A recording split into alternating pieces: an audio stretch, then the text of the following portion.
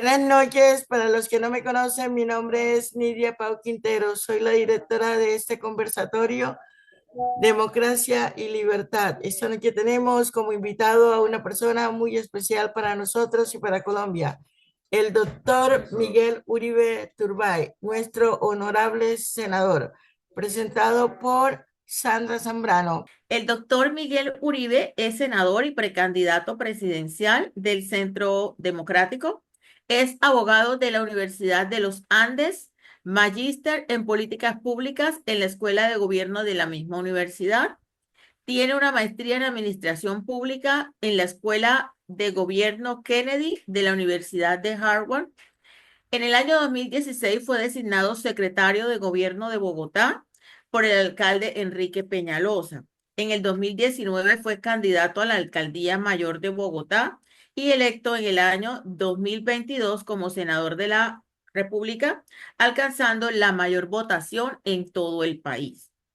Actualmente recorre todo el país con el propósito de escuchar a los colombianos, no cometer los mismos errores del pasado, superar la violencia y construir, como el próximo presidente, una nación con futuro. Muchas gracias, doctor Miguel Uribe. Bienvenido. Este es su espacio. Esta es su casa.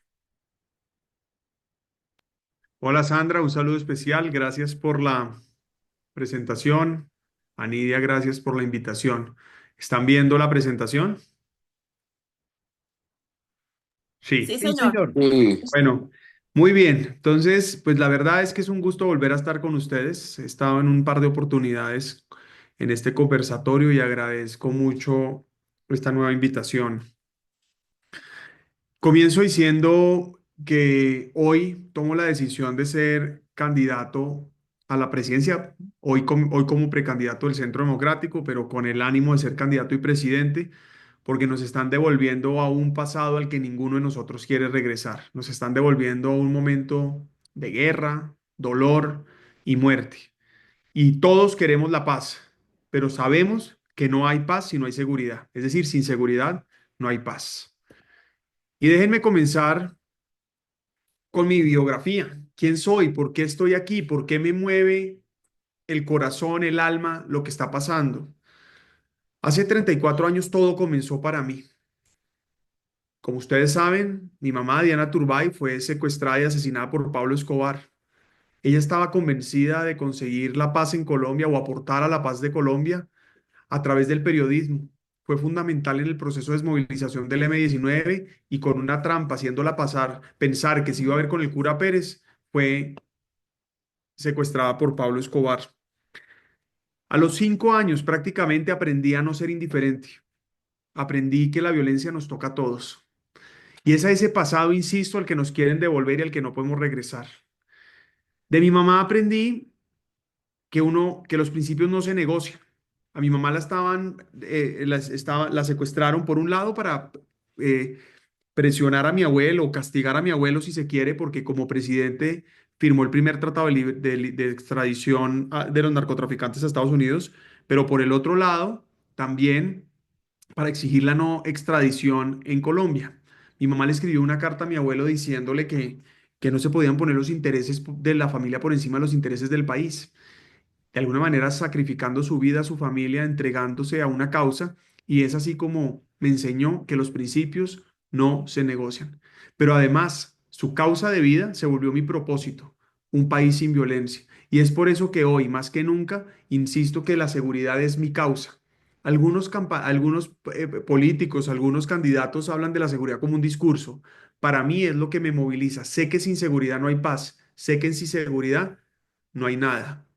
Ahora, yo soy abogado y tomé la decisión de estudiar derecho precisamente para poder entrar al servicio público, porque además, cuando en mi adolescencia tuve la oportunidad de vivir con mi abuela Nidia Quintero, que ustedes la conocen, con quien aprendí que liderar implica servir. Y yo desde que tengo uso de razón, la oigo hablar de valores, de principios, pero especialmente de educación, de servicio. Y la solidaridad se volvió para mí mucho más que una palabra, es un modo de vida. Es por eso a los 16 años creé una fundación para enseñar ajedrez como herramienta pedagógica y me dediqué a enseñar ajedrez, que era lo que yo en ese momento practicaba en competencia, lo transformé esa pasión para enseñar como herramienta pedagógica, para enseñar pensamiento lógico a los jóvenes para resolver conflictos, pero también como una herramienta pedagógica para alejar a los niños de la droga. Y me dediqué a competir, me dediqué a enseñar. Y bueno, ahí es donde, genuinamente es ahí donde llego a la política. Muchos piensan que yo llego a la política por ser nieto de un expresidente, pero insisto mucho que mi abuelo tuvo 16 nietos, solo dos estamos en el sector público o estuvimos, mi hermana y yo, somos mi hermana y los dos compartimos mamá. Es decir, lo que nos movilizó fue una historia de vida que nos hizo no ser indiferentes, pero además de alguna manera, pues yo lo que llego no solamente es por mi mamá, sino es por mi abuela, porque entiendo además que la mejor forma de transmitir esa vocación de servicio es a través de lo público. Porque ese día en San Antero, Córdoba, esa foto de la izquierda es en San Antero, Córdoba, cuando terminamos 2 o 3 semanas de enseñanza, unos niños. Ahí estábamos con profesores, porque les enseñamos a los profesores a enseñar a enseñar, pero aquí estamos con los niños que enseñábamos y esos niños nos hicieron como de alguna manera un agradecimiento muy especial y yo aprendí que si uno podía decir, si uno podía hacer tanto con tan poquito, imagínense lo que uno podía hacer desde lo público teniendo tantas herramientas. Y es ahí donde decido estudiar derecho, entro a estudiar derecho, después de derecho hago una maestría en políticas públicas y finalmente una maestría en administración pública en Harvard, como dijo Sandra.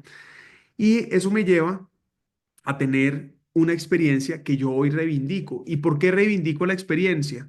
Porque para ser francos, pues parte de lo que me dicen ahora que he tomado la decisión de aspirar a la presidencia es que estoy muy joven. Y la verdad es que la juventud no es sinónimo, la juventud no es sinónimo, perdón, hago esto aquí. La juventud no es sinónimo de incapacidad, la juventud no es sinónimo de inmadurez y y la edad no necesariamente demuestra que se sea un buen gobernante. El ejemplo que yo doy rápido es Petro. Petro pues tiene yo no sé cuántos años, pero muchos más y la verdad es que ha sido pésimo. Lo que uno necesita de un gobernante es madurez, experiencia y formación. Y de alguna manera es lo que es la historia de mi vida. Primero, yo tuve que asumir una tragedia y quienes las hemos vivido sabemos que las tragedias fortalecen o de alguna manera destruyen. A mí me fortaleció, incluso perdoné, pero como digo yo, perdoné, pero no olvido. El perdón me hizo fuerte, pero no olvidar me mantiene firme. Y hoy más que nunca no podemos olvidar. Hoy estaba viendo yo una noticia de unas denuncias de cómo Sandra Ramírez, hoy senadora de Comunes, es decir, de las FARC, prácticamente decían que reclutaba niñas y bueno, todo lo que ustedes ya saben. Yo decía, ¿cómo es posible que a los verdugos de esta sociedad los quieran volver salvadores y a las víctimas los quieran hacer pasar por victimarios? Inaceptable. Y por eso no olvido, porque no vamos a dejar de escribir la historia de nuestro país, porque no vamos a dejar que inviertan los valores. Pero entonces digo eso para decir que he demostrado madurez, fortaleza, pero entonces también formación, como ya mencioné, y experiencia. Yo fui concejal de Bogotá, presidente del consejo y enfrenté a Petro desde la oposición. Fui después secretario de gobierno 3 años. Hice parte del equipo que acabó el Bronx y administré más de 3 billones de pesos. No tengo un solo escándalo de corrupción.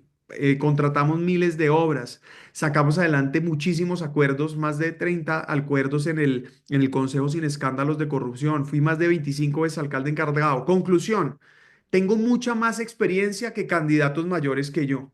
Y lo que necesita Colombia es que no improvisemos, que no saltemos al vacío. Este día, el 28 de mayo, es el día que tal vez me hace sentir más orgulloso. Y es el día que entramos al Bronx para acabarlo para siempre. Aquí ven ustedes el video, cómo llegamos al Bronx con más de 2.500 tropas, después de haber hecho procesos de inteligencia, se desarticularon bandas de policías que eran campaneros y que informaban a los ganchos del Bronx. Y lo más interesante es que un problema que duró 17 años, lo acabamos en 5 meses. Es decir, nosotros entramos el 1 de enero del 2016 y el 28 de mayo de ese mismo año se acabó el Bronx para siempre. Claro, fue un proceso después de intervención, intervenimos San Bernardo, Cinco Huecos, La Estanzuela, ollas que se fueron fortaleciendo después, pero después también las acabamos todas, reconstruimos la Plaza Mártires, recuperamos la Plaza España, restauramos la Basílica del Voto Nacional. Fue un trabajo de días, de horas, de semanas y de meses, y lo logramos. Tristemente, la alcaldesa que llegó después soltó y cuando la seguridad se suelta, pues vuelve la inseguridad. Pasó en el país. Uribe nos dejó un país tranquilo y aunque no era perfecto, había seguridad democrática, vivíamos sin miedo. Y en ese orden de ideas llegó la impunidad y hoy tenemos el país violento que hoy estamos viviendo. Pasó lo mismo en Bogotá.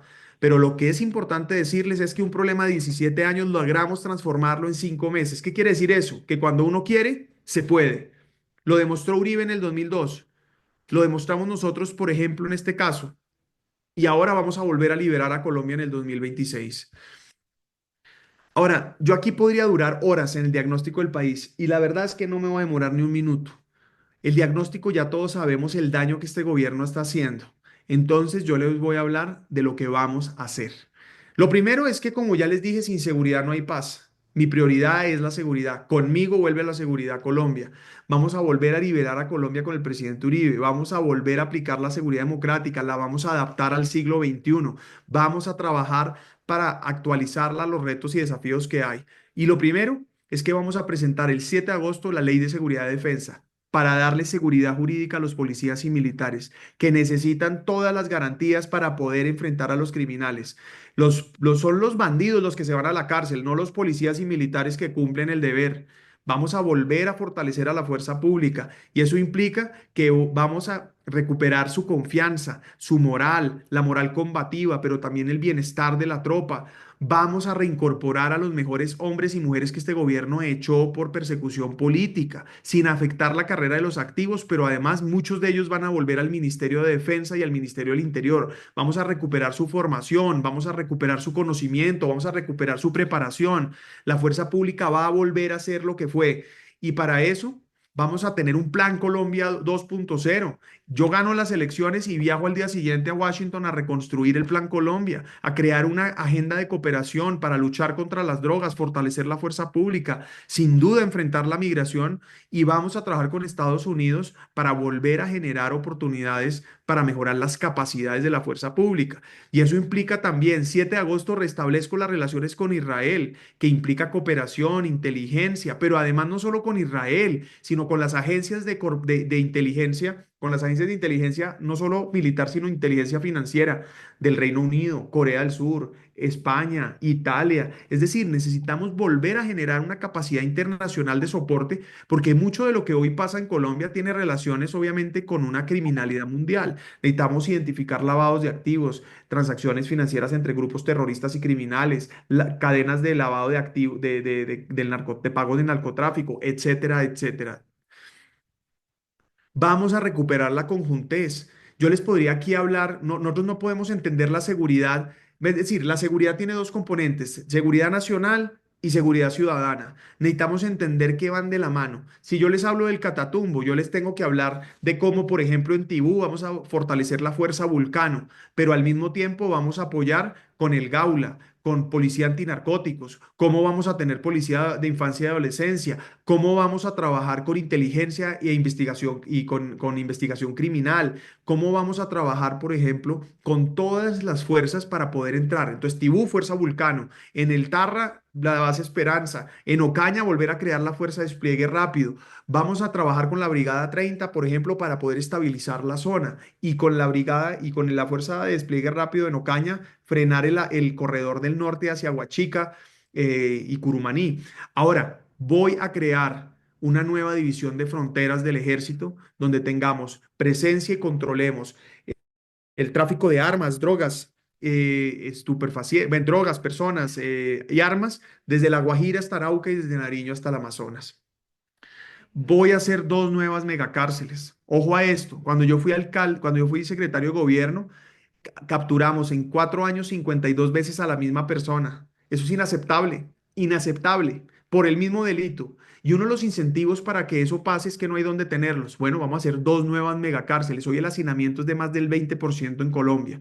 Y estas megacárceles las vamos a pagar, las vamos a pagar, entre otras cosas, con lo que nos vamos a ahorrar solo el primer año en el funcionamiento del politiquero Ministerio de la Igualdad de Francia Márquez. La plata de los amigos de Francia Márquez la vamos a destinar es a cuidar a los colombianos. Y esto implica dos nuevas megacárceles, pero además un nuevo sistema carcelario, reestructurar el IMPEC. Vamos a tener un programa de inteligencia en las cárceles. Las cárceles no resocializan, las cárceles, por el contrario, fortalecen el crimen. Ahí es donde aprenden, donde llegan a estudiar, donde hacen nuevas alianzas. Vamos a hacer inteligencia en las cárceles. Pero además, se acaba la señal celular. Una de cada cuatro extorsiones en Colombia vienen desde las cárceles. Se acaba la señal celular en todas las cárceles. En Cali, estuve en Cali la semana pasada, en Tuluá, y lo que encuentra uno es que desde Tuluá, un preso con FaceTime haciendo extorsiones. Eso se acaba. Ahora, lo cierto es que también tenemos que tenemos que cuidar a nuestros guardias y dije ya reestructurar el IMPEC, proteger a nuestros guardias, la identidad. Vamos a tener cárceles de alta seguridad donde vamos a proteger la identidad de los guardianes para que puedan ejercer autoridad sin miedo, y vamos a hacer alianzas público-privadas para que la seguridad privada también pueda participar en cárceles de baja y media seguridad. Pero además, la verdadera resocialización se llama trabajo. Por eso de ahora en adelante vamos a poner a los presos a formar, los vamos a formar para el trabajo y los vamos a poner a trabajar para que a su vez además generen recursos para su manutención. Les hago un comentario que a mí me duele cada vez que lo menciono, y pues es decir, recordarlo da tristeza. Un plato, una ración de alimento para un soldado vale alrededor de 19.000 pesos. La ración de alimentación para un preso vale 25.000 pesos. Es decir, ¿cómo es posible que a nuestros soldados les demos menos recursos por alimento que a un preso? Ahora, vamos a acabar el consumo de droga en el espacio público. El microtráfico hoy está envenenando a los jóvenes, a los niños, y vamos a recuperar colegios y parques para los jóvenes. Y además volvemos a asperjar los cultivos de coca. Vamos a llegar con toda, porque lo cierto es que la mata de la guerra, el combustible de la violencia es el narcotráfico. Hoy tenemos enclaves industriales y pequeños productores. En los enclaves industriales usaremos tecnología de punta, goteo a precisión, pero volveremos a asperjar. En los pequeños productores vamos a hacer erradicación manual, pero en cualquier caso vamos a hacer una sustitución real, porque donde hay una mata de coca, vamos a tener una mata de palma, de cacao, de plátano, de café, de cítricos. Es decir, vamos a tener el programa más ambicioso de sustitución, que tiene que también tener de lado una inversión transversal al campo colombiano. Vías, vías terciarias, energía, conectividad, oportunidades. Pero atención, para mí el campo es una política de Estado. No la vamos a jugar a que Colombia sea la despensa agrícola del mundo, a generar nuevas alianzas con nuevos sectores, como por ejemplo el mundo árabe, Europa, Asia, para poder generar nuevos mercados para nuestros campesinos y para nuestros productores. Y vamos a tener un régimen flexible, laboral y tributario nuevo para promover la formalidad en el campo. Entonces, ¿qué hacemos con el desarrollo ambiental y social? Vamos a sustituir cultivos, vamos a promover la economía forestal, vamos a tener familias guardabosques otra vez, vías terciarias, como ya dije, educación para el trabajo, pero además doy un ejemplo, concretamente Mato Grosso, el estado que queda pegado a la Orinoquía colombiana brasilero. En 20, 30 años se transformó de uno de los estados más pobres a uno de los más ricos gracias a una política agraria a largo plazo. Eso vamos a hacer en la Orinoquía colombiana, donde nos vamos a construir el plan para sembrar 7 millones de hectáreas. Ahora, se acaba la farsa de la paz total. Es decir, es evidente que la paz total no ha servido sino para empoderar a los criminales, debilitar la fuerza pública y generar mayor violencia. Nosotros sí permitiremos el sometimiento de los bandidos, pero ante la ley. Y a cualquier miembro activo de una organización criminal que se someta será tratado bajo los estándares de un Estado de Derecho. Pero no vamos a permitir que se manosee la institucionalidad para que haya impunidad. Como ustedes saben, Colombia está hoy otra vez, insisto, en un pasado al que no queremos regresar. Este es prácticamente el balance, y eso me lleva a decir que esa inseguridad está afectando la generación de empleo y la inversión. Sin seguridad no hay inversión, sin inversión no hay empleo, sin empleo no se reduce la pobreza. Por eso, después de la seguridad viene la confianza y de la confianza la economía y el empleo. La mejor política social es el empleo y hay una correlación directa entre crecimiento económico, es decir, economía más grande, y la reducción del desempleo y de la pobreza. Y aquí entonces, unas propuestas. Primero, vamos a duplicar el tamaño de la economía. Esa tiene que ser la obsesión. Y eso quiere decir que si hay más economía, hay más empleo. Si hay más empleo, insisto, hay menos pobreza. Hago una referencia. Entre el 2002 y 2017 se dio la mayor reducción de pobreza en Colombia. Pasamos del 66% prácticamente al 33%. Y gracias, y según FEDesarrollo, se estudian las causas de esa reducción y se establece que el 72% de esa reducción se le debe al crecimiento económico, es decir, a la generación de empleo, 20% a la educación y 8% a los subsidios. Quiere decir que el camino para reducir la pobreza no es el socialismo, es la libertad. Y por eso yo repito siempre, el socialismo y la violencia generan pobreza, la libertad y el empleo y la seguridad generan progreso. Construir vivienda. La vivienda genera encadena productivamente más de 34 sectores. Vamos a volver a mi casa ya, estímulos, vamos a dar estímulos para la inversión, volver a los subsidios complementarios o concurrentes, vamos a habilitar suelo. Bueno, ahí son muchos temas, me da pena demorarme en eso, pero el mensaje es, vamos a enfocarnos en la vivienda. La vivienda va a ser estructural porque genera desarrollo, es una política contracíclica, pero atención. Es un tema fundamental porque todos los colombianos queremos vivienda. Es decir, Colombia tiene que ser un país de propietarios. El desarrollo de infraestructura. Petro dijo que las vías 4G o 5G son para los ricos. Dijo que las vías por ejemplo, que en el Urabá antioqueño no podía hacerse las vías porque había que hacer el acueducto.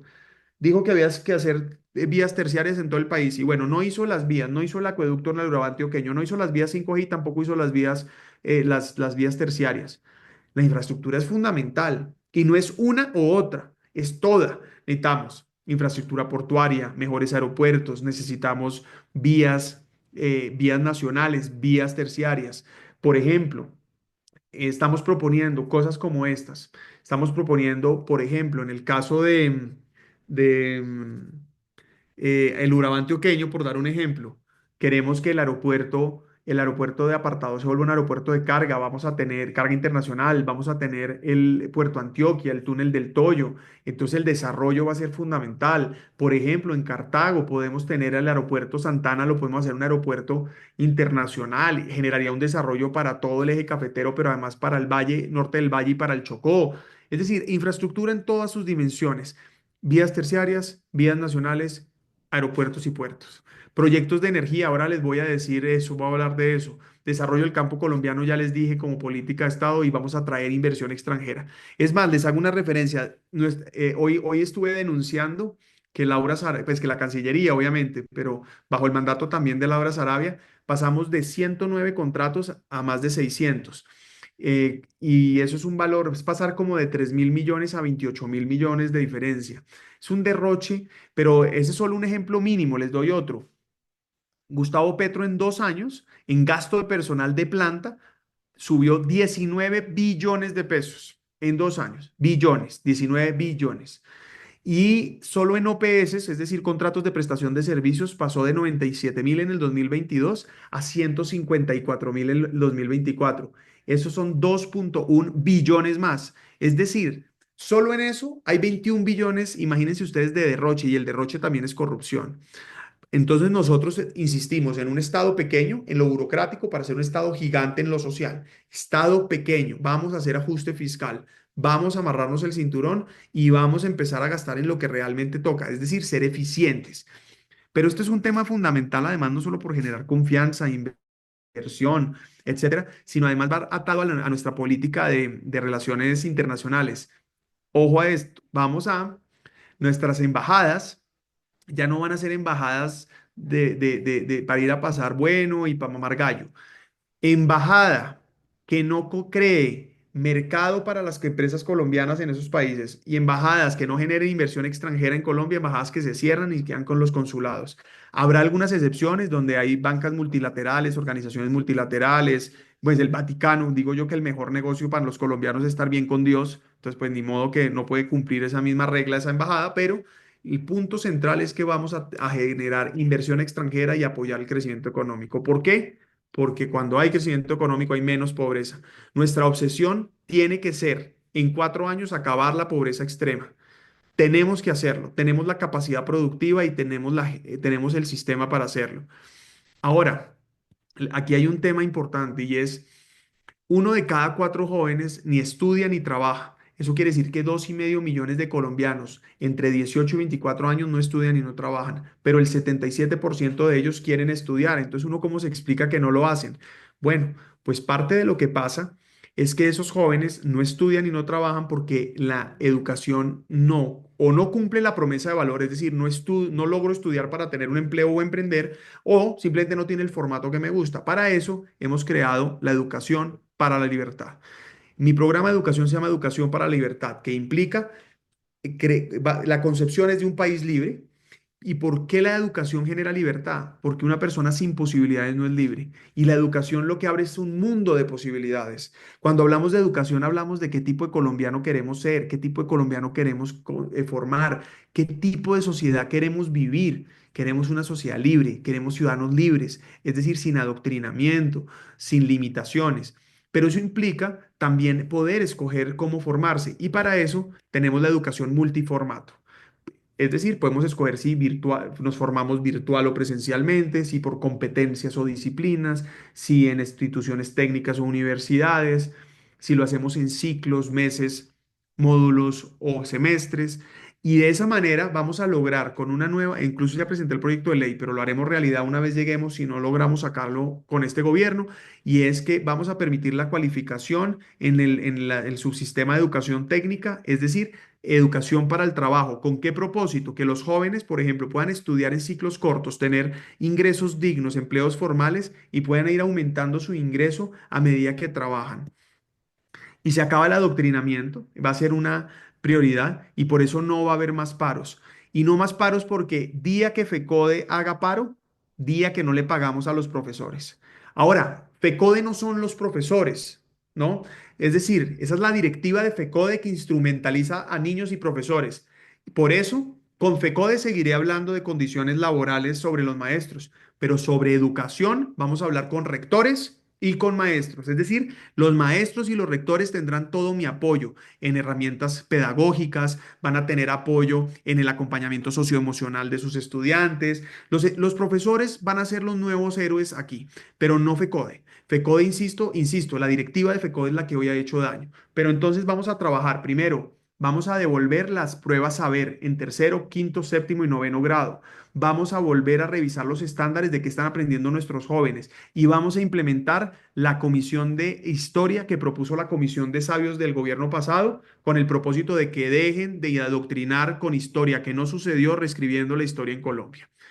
Ahora, la energía es mucho más que un servicio público. Con energía estudiamos, nos comunicamos, nos movemos. Es decir, la energía es dignidad.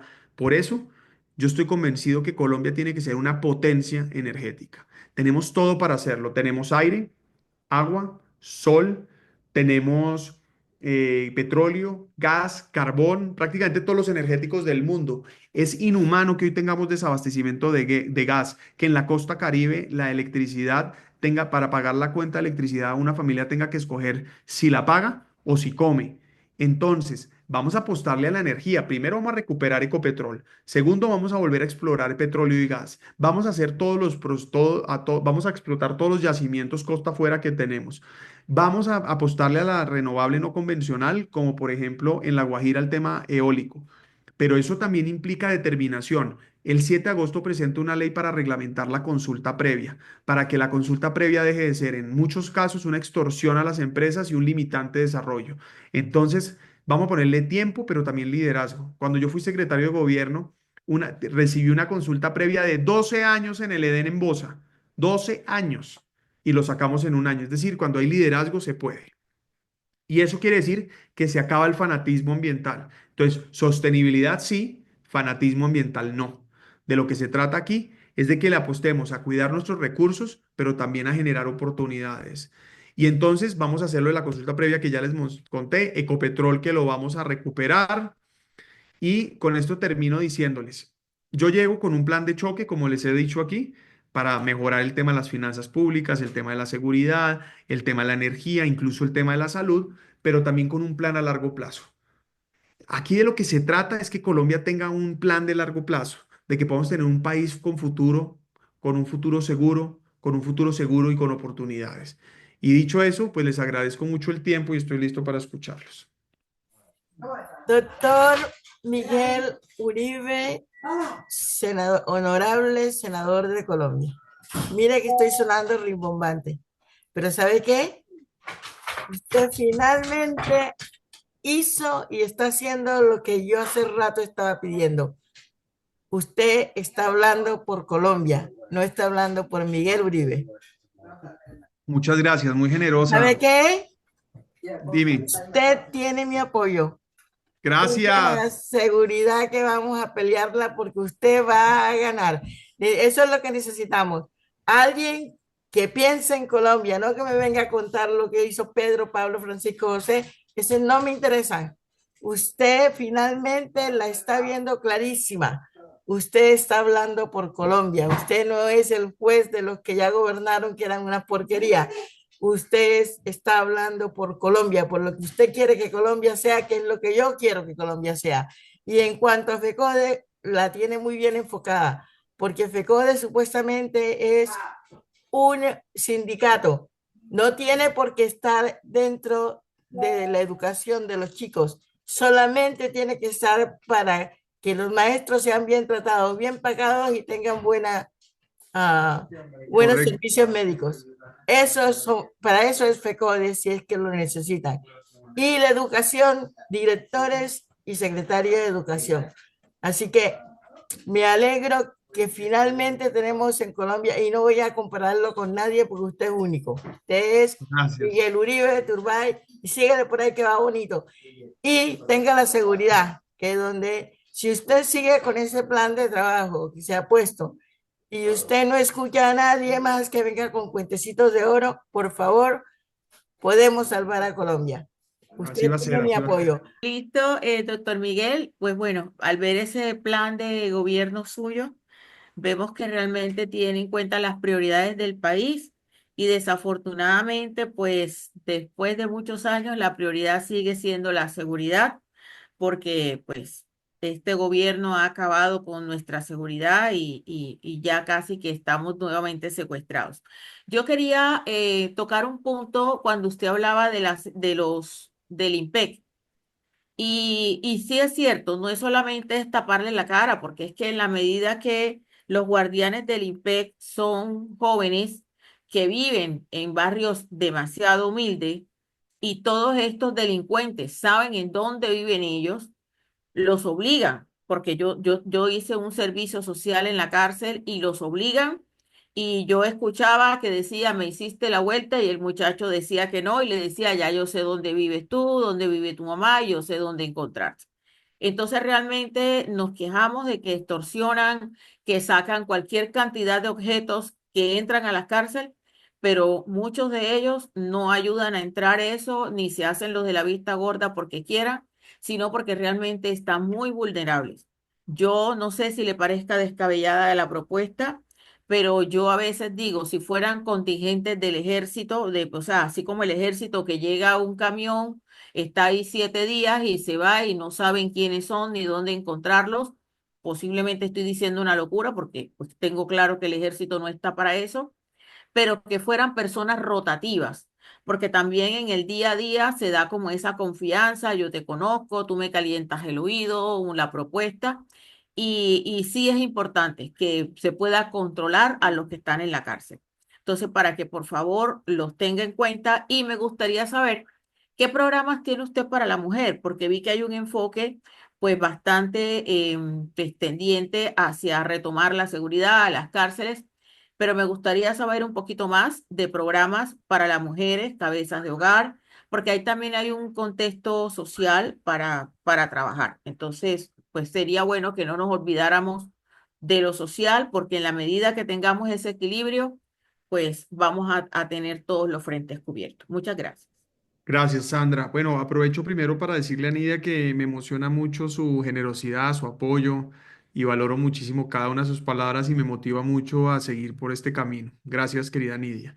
Frente a Sandra, primero, frente al tema del IMPEC, precisamente a eso me refiero cuando hablo de reestructurarlo y tiene varios componentes. El primero es que las cárceles de alta seguridad deberían ser protegidas por una nueva fuerza especial de las Fuerzas Armadas.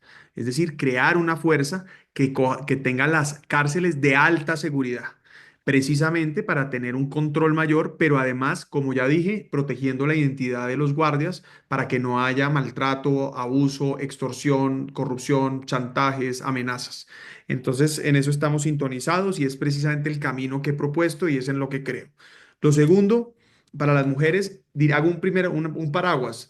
Yo me centré aquí por tiempo en decir finalmente, creo yo que el mejor programa social es el empleo. Y si uno puede emprender o tener un empleo, de alguna manera sale adelante.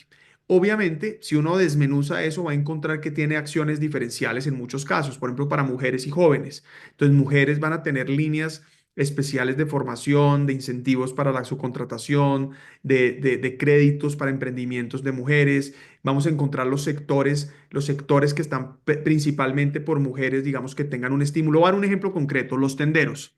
Hablando de la reforma laboral de Petro, que no es otra cosa que la copia de la ley de trabajadores de Chávez, que destruyó empleo. Y yo digo que la peor condición laboral es tener desempleo. Es decir, uno lo que quiere es generar oportunidades. ¿Y qué mejor oportunidad que apoyar a alguien que sale adelante a punta de esfuerzo? Este ejemplo que voy a dar es de los tenderos. En Bogotá, por ejemplo, el 60% de los tenderos son mujeres. Y esas mujeres no tienen ningún tipo de apoyo.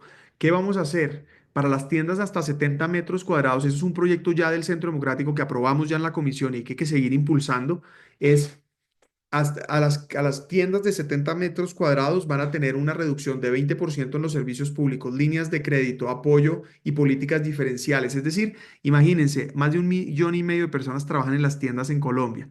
Entonces, de alguna manera, son sectores que tienen una porción importante para el tema de apoyo económico, vamos a decir, apoyo, sí, de empleo, emprendimiento a las mujeres. Segundo, tenemos líneas diferenciales. Cuando hablamos de seguridad, estamos hablando de muchos temas que le afectan a las mujeres principalmente. Por ejemplo, explotación sexual y explotación sexual y comercial, perdón, explotación sexual y comercial, donde es un delito feminizado, donde la mayoría de las mujeres y niñas son las víctimas. Tenemos feminicidios, tenemos violencia de género, tenemos abuso. Todo ese tipo de delitos que están enfocados en mujeres, pues van a tener una ruta de atención. Cuando yo fui secretario de gobierno, incluso lo hicimos, y son rutas de atención que respondan inmediatamente, precisamente para poder facilitar la atención a las mujeres, que es uno de los temas más dolorosos, ver cómo la violencia intrafamiliar ha crecido, cómo los feminicidios han crecido, etcétera. Entonces vamos a tener líneas de atención. ¿Qué quiere decir eso? Primero, vamos a formar a las personas que reciben las denuncias para que no maltraten a las mujeres, para que no sean indiferentes a a la denuncia. Vamos a promover leyes que inviertan la carga de la prueba, que sean no las mujeres las que tienen que probar el abuso, sino el victimario tiene que probar que no abusó. Tenemos que lograr todas las rutas de atención inmediata psicosocial, bueno, etcétera, refugios para las mujeres que son víctimas de trata, etcétera. Bueno, hay varios temas adicionales. Entonces, Sandra, bueno, ese es un barrido inicial, pero evidentemente hay un enfoque en donde, pues, evidentemente hay que proteger a la mujer, por ejemplo, en casos como el que acabo de decir, pero insisto, la base es seguridad. Coronel, Perdón. Gracias, doctor. Buenas noches para todos. Doctor, maravillosa su retórica. Trabajé con usted bajo su dirección en la Secretaría de Gobierno en el año 2017 y le digo en una sola frase cómo usted ha impactado mi vida y cómo estoy convencido de su liderazgo. Bajo su gracias. presidencia, yo le trabajo gratis a usted por el país. Mm. Eh, Atacamos la corrupción en la localidad Rafael Uribe, no sé si se acuerda de eso, porque usted lo que menciona de todo lo que ha hecho es poco. Estoy feliz, no tenía candidato presidencial definido hasta hoy, hasta este momento. Eh, Gracias. Cuente conmigo y con mucha gente que me sigue en las familias de las fuerzas militares porque doy conferencias de motivación a ellos y les ayudo en muchas cosas. Conozco a fondo sociológicamente todas las necesidades y la problemática de la fuerza militar y lo puedo asesorar en eso en cuanto usted determine. Gracias. Me impresiona cómo tiene en tan poco tiempo el programa de gobierno, cómo nos lo expresó, es que nos atrapó desde el principio. Le pido a Dios por usted. Gracias. eh, Ruego a Dios que realmente llegue un líder que no nos engañe y creo que es usted, considero que es usted. En cuanto a la disposición de la obligación presidencial de buscar la paz para el país, durante casi todos los gobiernos se han hecho dos de tres posibilidades. La primera, las negociaciones, concederles y concederles y concederles y negociar y hacer la paz y aceptar disidencias y etcétera. La segunda, que es la que está en este gobierno, la entrega total del país, cuando se había visto algo tan ilegal como que la fuerza pública constitucionalmente tiene que estar limitada, tiene que estar amarrada a la Constitución para que cumpla su función que es directa. ¿Y cómo así que el presidente hace perdón, se me fue la palabra, de la emoción que tengo? ¿Cómo es posible que se haga un cese al fuego bilateral? La fuerza militar, eso debería ser, eso es traición a la patria, por Dios. Eso fue lo primero que entregó el país y considero que usted sabe al respecto a fondo. Eh, Tengo una pregunta y un apunte especial. Tuve la gran fortuna a los 18 años, que era subteniente, de ayudarle a elaborar un discurso personalmente a su señor abuelo, al señor presidente Turbay Ayala, y eso es algo que me llevo en el alma. Feliz. De allí descubrí mi capacidad como escritor. ¿Cuál es su plan para establecer la paz, doctor? Gracias. Primero, gracias por su generosidad, querido coronel. Me emociona muchísimo todo lo que me dice. Acepto que me apoye, que me acompañe en esta causa y además a todo el que así quiera, por favor, pero le pido el favor que si quiere por interno, mándeme el teléfono suyo para que además me ayude. Yo lo contacto con el equipo programático para que nos ayuden en las ideas, en las propuestas y de verdad que qué honor. Listo, Paz. señor. Usted dice, ¿cómo es su plan para la paz? Mire, lo primero es que la paz es un concepto muy amplio. Yo llamo, digamos, si a mí me tocara decir, digamos, para mí que es paz es un país sin violencia. Insisto, el camino para lograrlo es la seguridad. Entonces, aquí pues hice un esfuerzo para escribir en poco tiempo, como usted dice, una política concreta, integral de seguridad nacional y de seguridad ciudadana, incluso incluyendo todos los sectores de seguridad, ¿no? Ese es el tema, digamos, mm, central, seguridad. Pero yo creo que va más allá. Lo que Colombia necesita es prácticamente una paz social. Es decir, nosotros necesitamos reconciliación y perdón. Sí. Además lo viví, se los dije al comienzo, yo perdoné, no hubiera podido salir adelante de ninguna otra manera. Necesitamos perdonar, pero no olvidar. Insisto, el perdón me hizo fuerte. El no olvidar me mantiene firme. Una sociedad que no olvida es una sociedad que sabe para dónde va, pero una sociedad que perdona es una sociedad fuerte. Y eso es lo que vamos a construir en Colombia. Por eso yo represento el futuro. Yo le agradezco a Nidia lo que dijo porque de alguna manera reivindica lo que yo digo. Yo no caigo en la trampa de hablar del pasado. Claro, vamos a recuperar lo que funcionó en el pasado. Claro, vamos a traer lo que ya funcionó. Pero al mismo tiempo vamos a reconocer los errores del pasado para no volverlos a cometer y corregir lo que se necesita corregir, porque lo que vamos a construir juntos es un nuevo futuro. Entonces, pues vamos a trabajar para ese país sin violencia con esa base que, insisto, es seguridad, que al final es solo es un valor democrático, pero es un medio, si se quiere, para ese fin último de una sociedad sin violencia, que es una sociedad con oportunidades, que ya mencioné, y una sociedad donde pues las personas pueden progresar. Entonces, muchas gracias, querido coronel, y ya aquí anoto su número y quedamos listos Ya lo para envié, trabajar. doctor, gracias. Y Y ya lo vi aquí, un gracias. último apunte con el respeto de todos. Yo pienso que lo primero que debería hacer un buen presidente es presentar al Congreso un proyecto de ley anticorrupción muy fuerte. Supongo que lo tiene en cuenta con base en todo lo que escuché. Gracias. Sí, cero corrupción. Sí, cero corrupción, cero impunidad, digo, repito yo. Cero Juan, corrupción, cero impunidad. Gracias. Juan, Lo que dijo mi coronel y lo que dijo doña Nidia. Ha cambiado esa cara que tenía uno de Miguel Uribe Turbay. Entonces lo felicito por eso, es un punto muy a su favor. Sobre todo, doctor, le pido que trabaje mucho las juventudes, porque las juventudes en Colombia usted sabe que están muy adoctrinadas y tienden mucho para el lado que no es, y por eso estamos como estamos. El que le voy a hacer sinceramente es que me diga usted sinceramente, ¿usted cree que si lleguemos al 2026 como vamos? Bueno, eso es aparte. Pero hay varios temas. La tecnología, por ejemplo, me preocupa mucho en Colombia y Alemania ya no tiene industria, no hay tecnología. Ese punto de tecnología sería muy importante para Colombia. Otra cosa, también soy piloto, entonces los aeropuertos en Colombia, se los suplico, si usted llegase a ser presidente, haga aeropuertos, hágalos en cada pueblo si es posible, o en las ciudades intermedias, aumentarlos. Usted lo tocó ese tema. Y eso va de la mano de las zonas francas. Me preocupa mucho también eso, que las zonas francas están muy deprimidas. Eso va de la mano del transporte. Usted sabe perfectamente cómo se maneja todo eso. Habló de las vías terciarias. Si no tenemos vías terciarias, obviamente no va a haber cómo los campesinos pueden sacar sus productos. Bueno, hay mucha cosa, pero esos punticos que no le escuché, entonces se los estoy reforzando. En alguna forma copiar el modelo chino, a ver si usted me dice sí o no. Esas grandes zonas que tienen precisamente de zonas francas y de producción, a mejorar los puertos. Tenemos todo el Pacífico a la mano y lo tenemos subvalorado. Y Claro. darle la mano a los exportadores, doctor Uribe, y con eso cierro para no alargar y darle paso a los demás. En cuanto a seguridad nacional, me gustaría mucho apoyarlo en eso, porque yo trabajé con el servicio secreto alemán muchos años. Entonces tengo buena experiencia. Entonces, si usted quiere, con mucho gusto, de manera completamente amorosa hacia Colombia, lo haría con usted. Muchas gracias.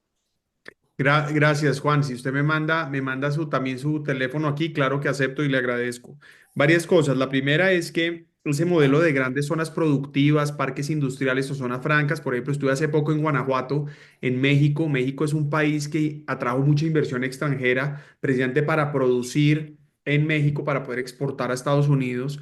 Y ese es el modelo que queremos replicar y potenciar. Ahora, para que eso suceda, tenemos que tener la infraestructura, es decir, los puertos bueno, la valla vial, ¿no? Las vías y obviamente los aeropuertos. Entonces, por eso hablé, por ejemplo, del Urabá Antioqueño, solo un ejemplo, pero podría hablar del Magdalena Medio o podría hablar de el norte del valle o del sur del valle. Y son clústeres muy bien conectados. Por ejemplo, el caso del Urabá Antioqueño, insisto, Puerto Antioquia, más adelante, pues Puerto Picicí, Túnel del Toyo, Apartadó, y así sucesivamente ir generando todos esos clústeres para poder atraer inversión con una serie de incentivos para poder traer plantas, por ejemplo, asiáticas o europeas que produzcan en Colombia para exportar a América Latina y a Estados Unidos y a Centroamérica. Jóvenes, de acuerdo, pues yo estoy haciendo un trabajo enorme y precisamente invito a los jóvenes a que hagan parte de este movimiento y es un movimiento de futuro, no de caprichos ideológicos, sino de soluciones. En el 2026 sí, yo creo que va a haber 2026. Va a ser muy doloroso lo que siga haciendo este presidente, va a hacer mucho daño, pero hay 2026. Lo importante es, uno, que ganemos las elecciones y dos, que las cuidemos. Yo les quiero hacer una invitación muy especial a que se incluyan, se hagan parte de Voluntarios por Colombia. Voluntarios por Colombia es una plataforma que he lanzado con los mismos asesores, un grupo de asesores de María Corina en el tema electoral, precisamente para controlar los votos y empezar a estar conectados desde ya. Si ustedes se meten a migueluribe.com, van a encontrar en Voluntarios por Colombia y se pueden afiliar. No importa en qué país del mundo estén, no importa. E incluso si ustedes quieren conectar personas, no sé, pueden buscar en la página y buscan Capitanes por Colombia y Capitanes por Colombia les permite a ustedes afiliar voluntarios, es decir, ser líderes de un grupo. Entonces, ¿qué es lo importante de lo que les estoy contando? Que aquí quien defiende el país es cada uno de nosotros. Es decir, Voluntarios por Colombia, vamos a crear el ejército más grande de defensa del voto que Colombia haya visto y no solo vamos a ganar la elección, vamos a cuidar el resultado. Entonces, 2026 hay, pero nos tenemos que ocupar de eso. Tercero, programación, tecnología. Ya presenté un proyecto de ley en el Congreso, pero lo haré realidad desde el gobierno y es impulsar la programación. Les hablé de la educación para la libertad y multiformato. Esto incluye ciclos cortos de programación de entre 3 a 12 meses que van a ser a bajo costo, pero van orientados a lo que necesita la demanda. Entonces, ¿eso qué genera, Juan? Genera que hoy hay un déficit de 168.000 programadores en Colombia. Entonces, programación, análisis de datos, inteligencia artificial. Necesitamos formar a los jóvenes porque la inteligencia artificial va a transformar los empleos en Colombia y en el mundo, pero tenemos que estar preparados para ese tránsito. Bueno, creo que ya respondí todo. Gracias, Juan. Siguiente.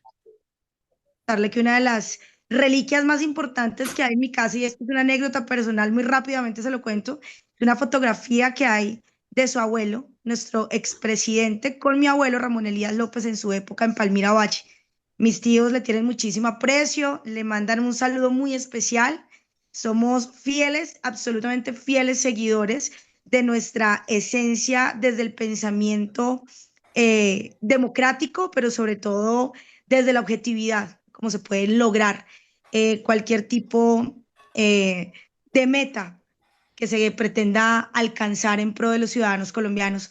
Yo quería hacerle una pregunta, doctor Uribe, Gra- más que pregunta, es un complemento frente a lo que usted ha hecho, saber a todas las personas que estamos conectadas la noche de hoy, y es precisamente en términos de poder lograr minimizar el riesgo de la inseguridad en Colombia.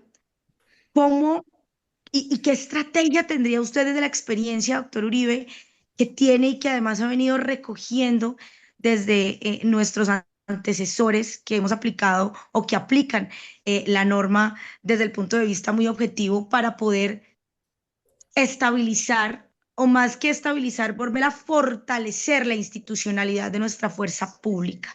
Porque es que en este momento uno de los factores que más está generando incomodidad en la ciudadanía colombiana, en más del 70 o el 80% de nuestra ciudadanía colombiana, y se lo digo porque yo trabajo todos los días administrando justicia como fiscal especializada contra el crimen organizado que soy, es precisamente la falta del fortalecimiento a la institucionalidad que durante estos 2 años y medio, casi 3 años que se va a cumplir del gobierno Petro, pues se ha venido debilitando nuestra fuerza pública.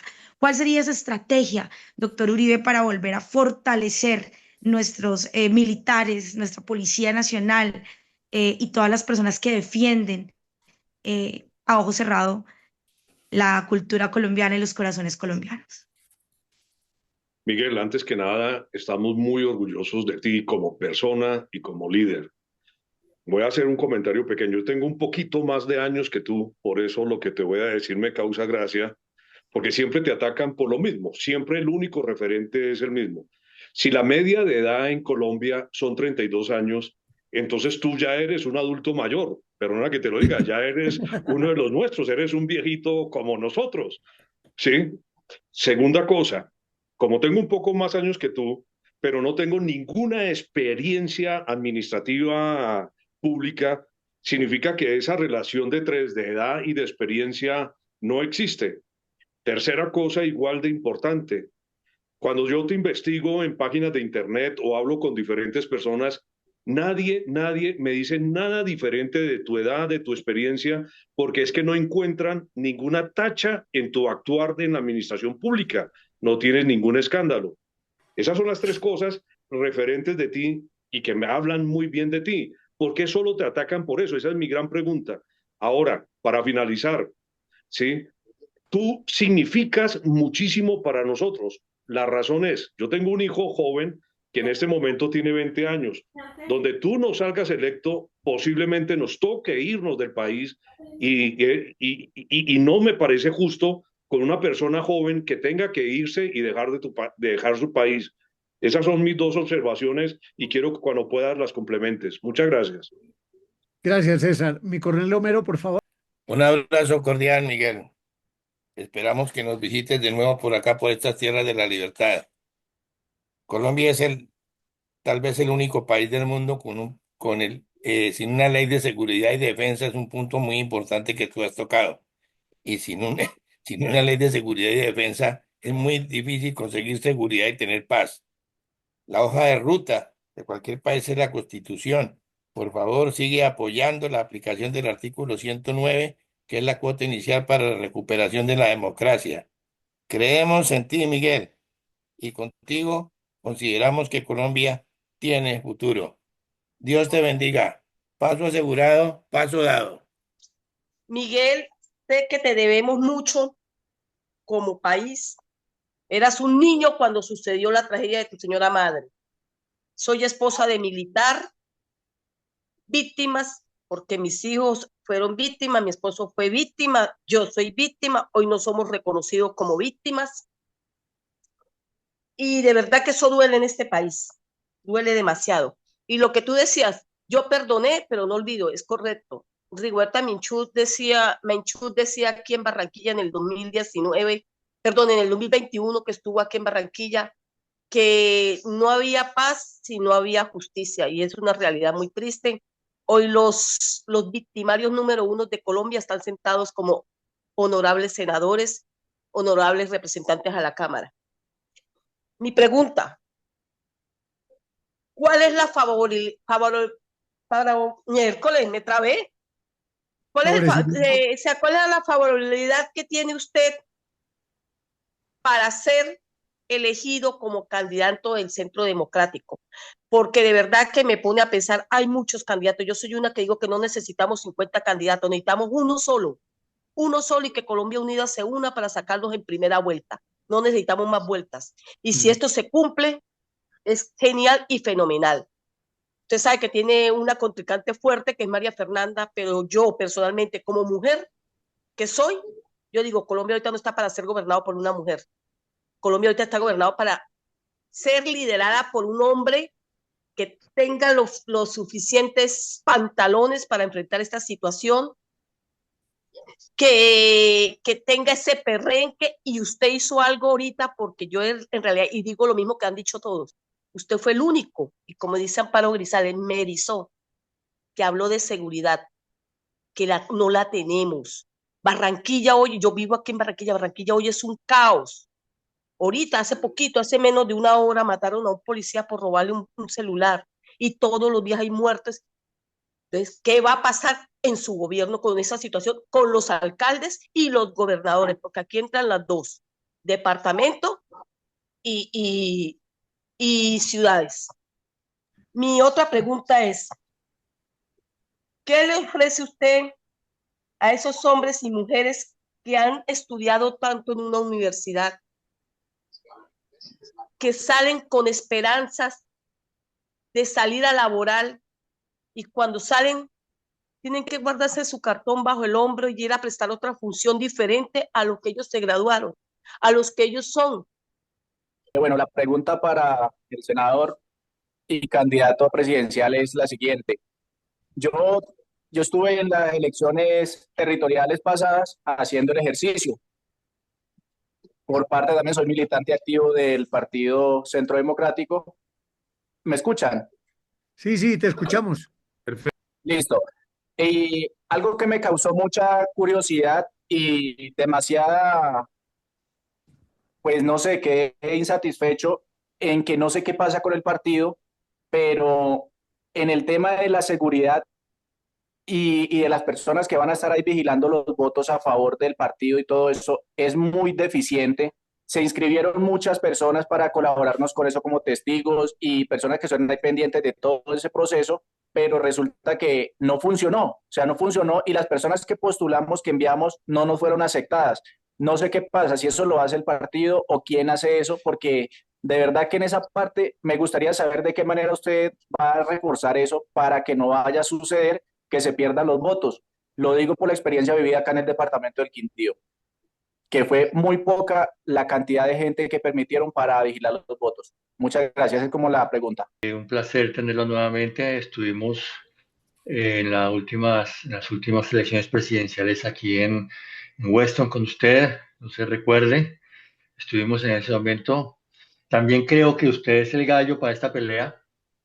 Creo que es el indicado. Con todo respeto le digo que así es. Mi pregunta es clara. Su plan me parece que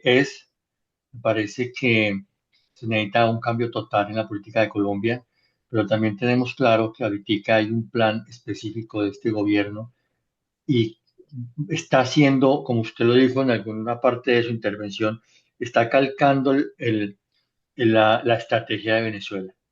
Entonces, quisiera también saber, primero, lo que decía otra compañera, ¿qué hacemos para que esa lucha de 50 y pico de candidatos se pueda reducir a uno, que pueda ser usted una persona joven, una persona fresca, una persona con ideas nuevas?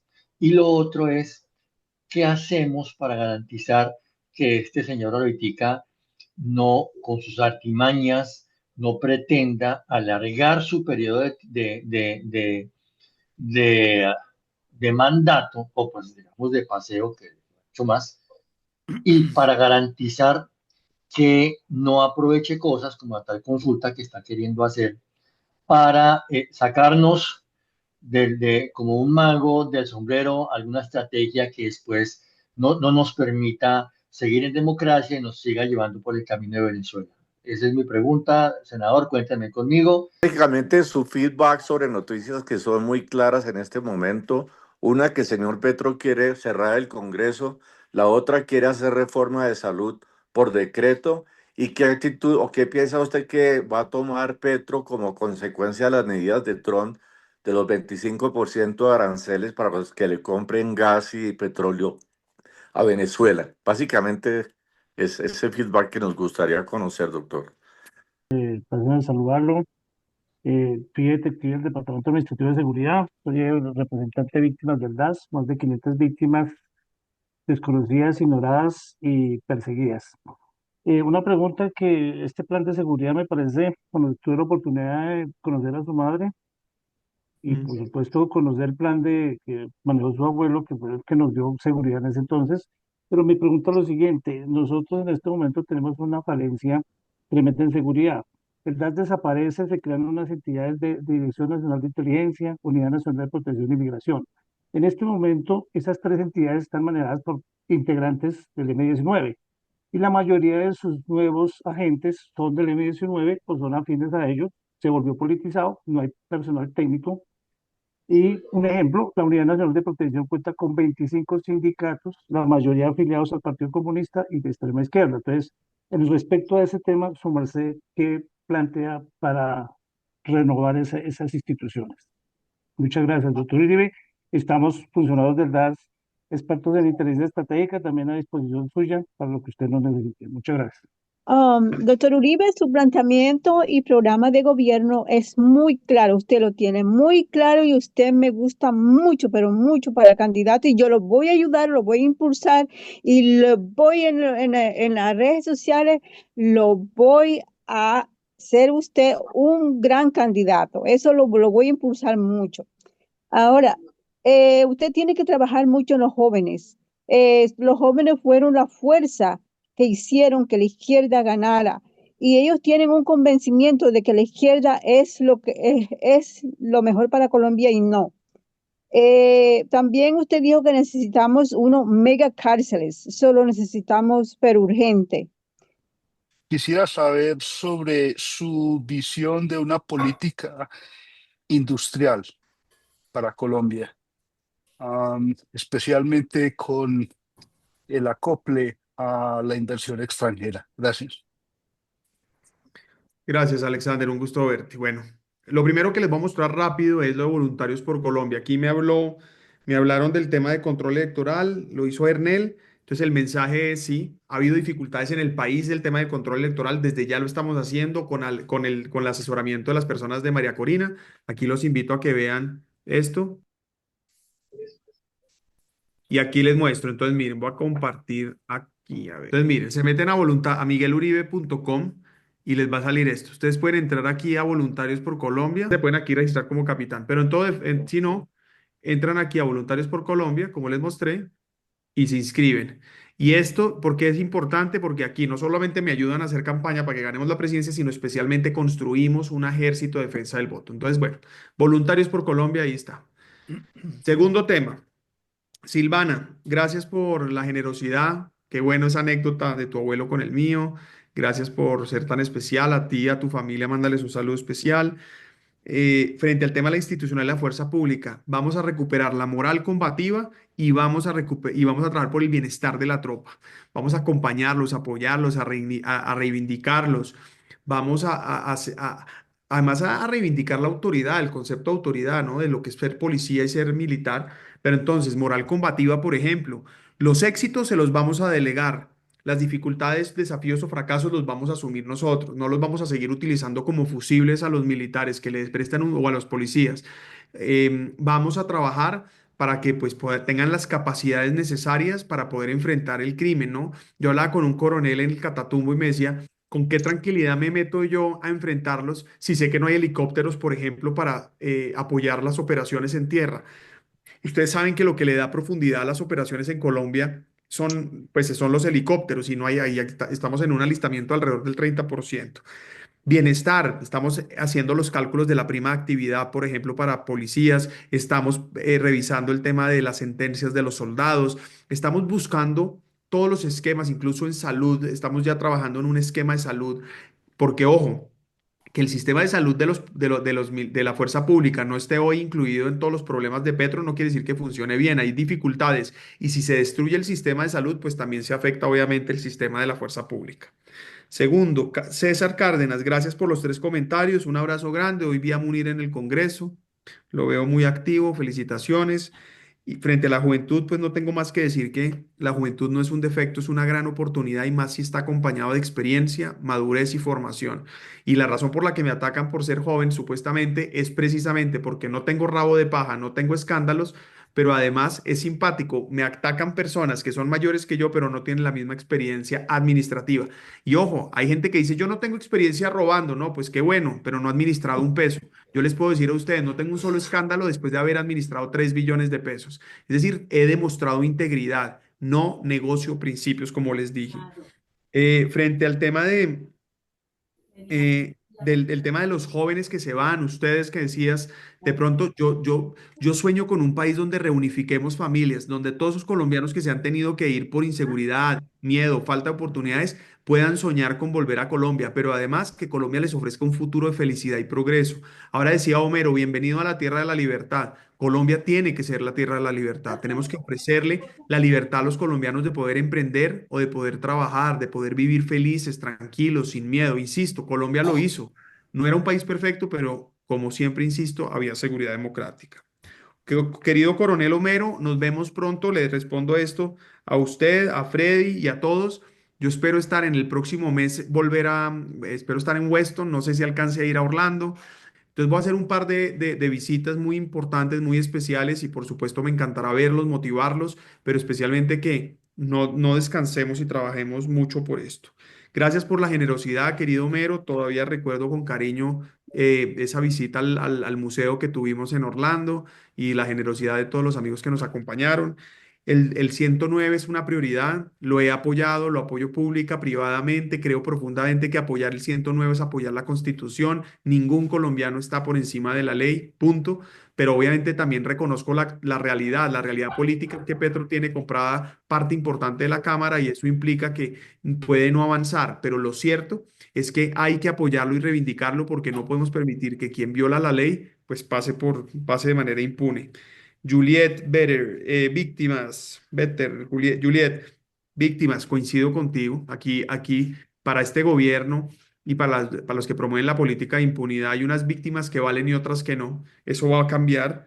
Y tú preguntas primero, ¿cuál va a ser mi actitud con alcaldes y gobernadores? Trabajaré de la mano. Es que a mí no me importa si el alcalde o el gobernador es de mi partido o no. A mí me importa es que los colombianos merecen un mejor gobierno. Trabajaré con todos los alcaldes y gobernadores. Cuando fui secretario de gobierno, así lo hacía con ediles y concejales. Es decir, si el interés del alcalde es el bienestar de su pueblo, conmigo cuenta como presidente. Y vamos a apoyarlos no solo en los programas que vamos a tener, sino en el proceso de seguridad, como bien dices. Y frente al Centro Democrático, primero, avaloro, aprecio, admiro a mis compañeros precandidatos del Centro Democrático. Es decir, yo dentro del Centro Democrático no reconozco ni enemigos ni competidores.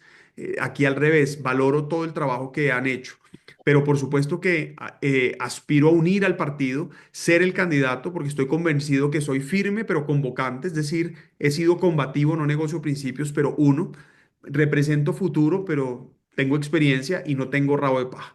Por eso espero ser yo, pero con el aprecio total a los demás contrincantes. Y tengo que decir una cosa, si por alguna razón no fuera yo, voy a ser el primer soldado de cualquiera de ellos, pero también espero yo ser el candidato y poder unificar el partido y por supuesto unir a Colombia. Y aprovecho para responder lo que me preguntó de unidad Manuel, creo que fue, estoy viendo aquí rápido. No fue Manuel. ¿Quién fue el que me habló de la unidad también por aquí? de pronto Freddy fue el que me dijo. Entonces, unidad, hablando de unidad, voy a ser yo quien una Colombia para ganar y para gobernar. Por eso, ojo, ustedes no me ven atacando a ningún candidato que sea por afín, no me han visto. Es más, me atacan, me dicen cosas y no contesto, pero no contesto no con venganza, es decir, no me quedo con resentimiento, no, no. Yo estoy pensando en Colombia. Hoy lo que importa es el futuro de Colombia y yo voy a trabajar con ese norte y los invito a que me acompañen para hacerlo. Tercero, bueno, Ernest ya le hablé de control electoral. Freddy, gracias también por el apoyo y la generosidad. Lo de la consulta popular es gravísimo y vamos a hacer todo lo que sea necesario para enfrentarla en el Congreso. Gracias también por el apoyo. Y frente a un candidato, ya dije, yo espero que el Centro Democrático escoja lo más rápido. Yo espero que entre junio y agosto estemos escogiendo candidato para poder tener un único candidato. Pero no importa cuándo escoja el Centro Democrático, yo los invito a que me acompañen porque vamos a ganar dentro del centro y vamos a ganar después seguramente en un sector de oposición para encabezar la alternativa frente a Petro. Manuel, uno, no, Petro no va a cerrar el Congreso, no tiene cómo, no tiene la capacidad, las instituciones en Colombia todavía funcionan. Ahora, si Petro se quedara o gana uno del de él, de pronto llegamos a la dictadura de Venezuela. Pero hoy tenemos instituciones y por eso hay que dar la vida para defenderlas. Conclusión, no puede cerrar el Congreso. Reforma a la salud. La reforma a la salud, él va a hacer lo que pueda, ya ha hecho mucho daño, pero lo que les puedo hablar es que yo cuando llegue el 7 de agosto vamos a hacer una contrarreforma a la salud. Vamos a generar estabilidad y seguridad jurídica, contratos de estabilidad para que haya incentivos de inversión, incentivos a la inversión a EPS con certificaciones de excelencia. Es decir, tenemos muchas propuestas concretas para poder tratar de salvar el sistema y volverlo de alguna manera a mejorar, porque el daño que Petro ha hecho es enorme. Hoy yo decía, por ejemplo, en Twitter, que pasamos de 2.123 quejas por no entrega de medicamentos en el 2022 a más de 5.000 quejas solo en los años que llevamos en el 2025. Es decir, es una locura. A propósito, los invito a que me sigan en las redes sociales, ayúdenme, creo que lo dijo Pat y le agradezco que me van a ayudar en las redes sociales. Por favor, síganme en Twitter, en YouTube, en Facebook, TikTok, lo que usen y ayúdenme a replicar el mensaje. Frente al 25% de los aranceles, bueno, Colombia no importa ni gas ni petróleo de Venezuela, entonces en este momento no aplica para nosotros, pero lo cierto es que Colombia necesita una buena relación con Estados Unidos y es evidente que con Petro es imposible. Jaime, vamos a reestructurar buena parte de esas entidades, sacar a todos los que evidentemente representan un riesgo para la seguridad nacional. Y bueno, la respuesta es esa prácticamente. Pat, nuevamente agradecimiento. Ya hablé algo de los jóvenes antes, pero tienes razón. Prioridad tema de jóvenes. Vamos a trabajar por los jóvenes. Ha sido una prioridad para mí. Los escucho, los represento y vamos a trabajar con un modelo de oportunidades para ellos. Los engañaron, pero de alguna manera aquí les vamos a ofrecer un futuro de oportunidades con la educación para la libertad, educación para el multiformato, ciclos cortos. Bueno, ya lo planteé. Y Alexander, algo hablé del tema industrial y harto de la inversión extranjera, pero te resumiría algo adicional. Uno, simplificación de trámites. Dos, reducción de impuestos. Tres, desregulación. Mucha regulación lo que hace es que genera corrupción y demoras. Aquí, ¿qué vamos a hacer? En el estado pequeño que queremos burocrático, no solo incluye menos pues es decir, achicar el tamaño del estado en burocracia, acabar el derroche y la corrupción, implica simplificar trámites y desregular. ¿Y cómo va a ser la postura? Lo que es necesario lo dejamos, todo lo demás sobra.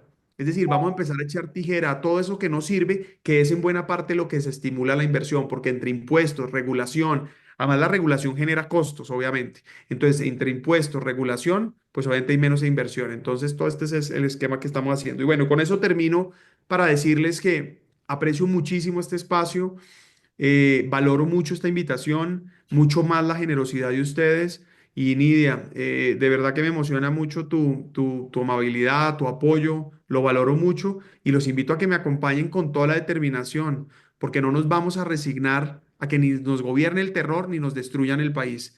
Podemos construir un mejor país y como dice Homero, le agradezco que lo recuerde, Colombia tiene futuro. Un abrazo grande para todos. Sí, señor. Colombia tiene futuro y en las manos de un joven dispuesto y presto, el futuro va a ser muchísimo mejor. Muchas gracias a todos Abrazo a por estar todos. presentes esta noche. Gracias. Gracias. Gracias. Gracias, Buenas noches, doctor. gracias. Gracias. Dios Buenas lo noches, bendice. descansen. Dios Chao. lo Gracias, bendice, buenas noches. doctor. Igualmente, descansa.